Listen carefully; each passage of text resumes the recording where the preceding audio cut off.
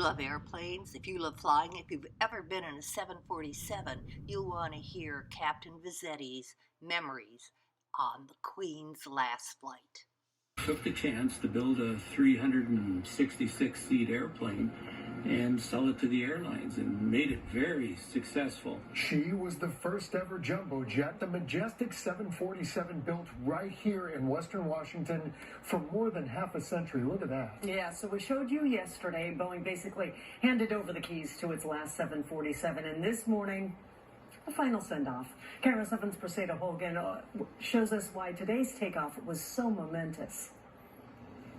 For more than 50 years, the 747 has been praised. As the last one took off from the facility here in Everett, we also remember the first ever 747. Spectators and airplane enthusiasts braved the cold Wednesday morning to see the last 747 take off. As the plane heads to Cincinnati, it's leaving a message for all of us in the sky.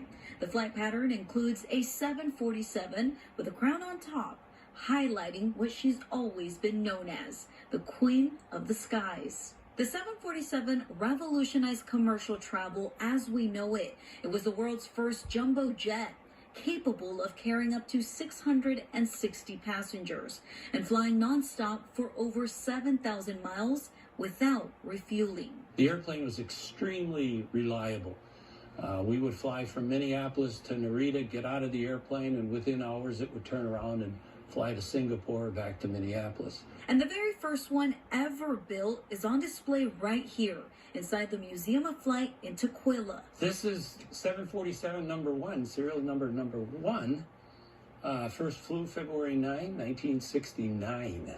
So it's had a 54-year run. Before becoming a docent at the museum, Eugene Vezzetti was a pilot for 31 years. He says this was the first big airplane he got to fly. That's what I flew, was the 747B models, and for Northwest. Flew them about 3 years. And that was a wonderful flying airplane. Over the years, the 747 has carried millions of travelers, 6 presidents, and even the space shuttle across the country and around the world. We're in the upper deck.